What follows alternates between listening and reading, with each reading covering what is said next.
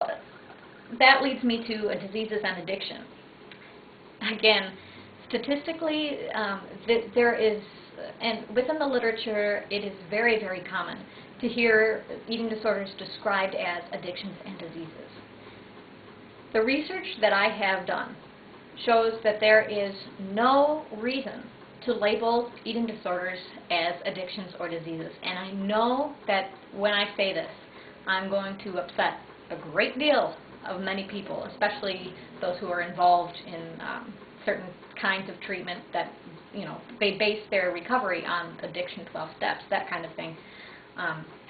But specifically the reason why they use it, they came to use the term addiction with eating disorders, is there's a lot of research being done in terms of, like, when you have bulimia, there's chemical alterations within the brain, and they think that you know, sugar levels affect everything, so you're craving that binge and purge. But that does not explain a lot in terms of, well, why did you want to, what created the imbalance in the first place? So is it really that you addicted yourself, or was there an underlying biological problem? They don't know at this point.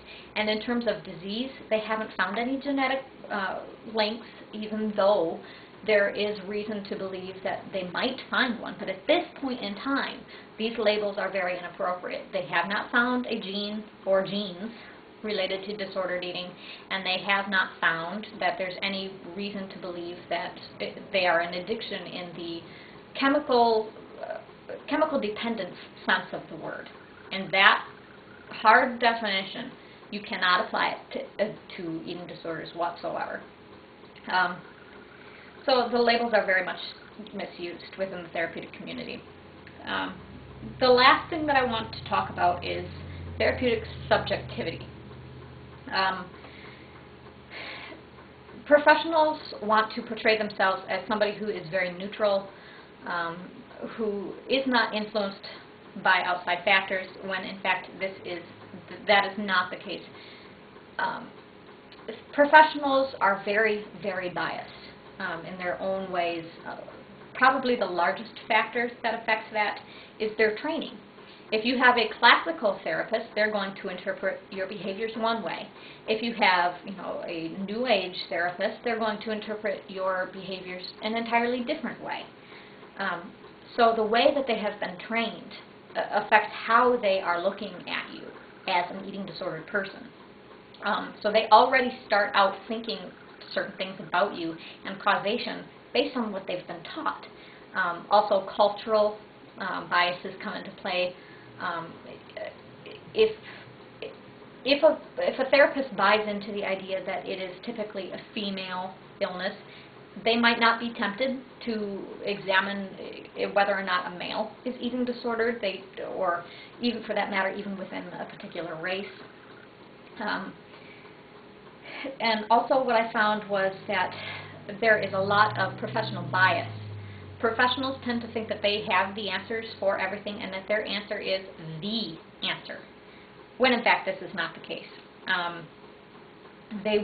My experience when I was doing this research was that they wanted nothing whatsoever to do with what I was doing, because I wanted to critique the system. And I was virtually attacked from virtually every single angle. Everyone that I contacted, my study was called very unethical, lots of different things. But because I didn't have a degree, they wouldn't listen to anything that I had to say. I was essentially dismissed. And again, Helen Gramillion, she wrote a book called Feeding Anorexia, and she reviewed a treatment center, and she basically had the same experience where they thought that they understood the disorders, and they didn't really think that she was going to make a difference because she didn't have a therapeutic degree. So they won't listen to outsiders, and so that it affects what treatments are being used, because no new ideas or interpretations can get into the mix for people to understand or to review. And also, another big thing is profit incentive. Therapists, they are affected by managed care in a huge way. And certainly this has been for the worse. Many therapists have, within my research that I found, hated managed care. They think that it is probably the worst thing for their patients because people are determining whether or not people get care for eating disorders based on never having met them, you know, just pulling a file up and saying, hey, we don't think you are medically unstable enough or what have you, and never having met the person face-to-face or anything like that. So that's another large problem. Also, I misspoke, I have one more topic, but lastly the DSM, the Diagnostic and Statistical Manual. That is the manual that therapists use to diagnose people with eating disorders, that has the actual therapeutic criteria. There are a plethora of problems with the DSM. For example, someone who is overweight and begins to starve themselves can follow the exact pattern of somebody who is anorexic or who is very, to begin with, they are a thinner person. And those two people can go side by side and match each other in terms of calorie restriction, all that kind of things, or all those kinds of things.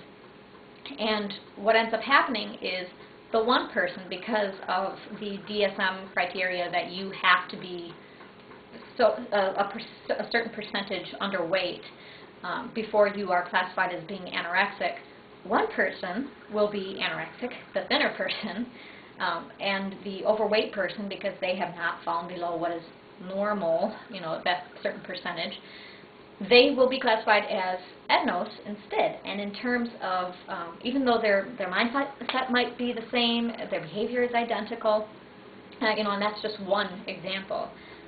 But in terms of treatment, this is a huge, huge problem, because what it means is that the thinner people are getting treated previously, I mean, with higher prevalence, or at least that the potential exists that that is happening. It matters because the insurance companies will look at these criteria, and there's a tendency to think that an EDNOS diagnosis, from an insurance perspective, is not as serious. And so the EDNOS person will not get care, even though they are very, very much in trouble. So what I would recommend for that is to basically do away with the DSM diagnosis. There are eating attitudes questionnaires that would more accurately represent the disorder in terms of screening, determining psychologically your risk. So, you know, these are just the beginnings of my findings. I plan to wrap up this little series with another video in which I detail what I am recommending for therapists to do to solve the problems that exist and the stereotypes that I found. So, I thank you for taking the time out of your day to watch the video. If you would like more information on where I got my statistics, anything like that, please feel free to contact me, leave me a comment. You can email me at taking_dictation@yahoo.com, and I will do my best to answer any emails or questions that you have. I'll share any data that I have with you so that you can understand why I'm saying this, that it's not just my own bias from having an eating disorder myself. I have many, many interviews that I have transcribed and all kinds of different things that I have access to. So if you'd like any of that, just let me know. Again, thank you for your time.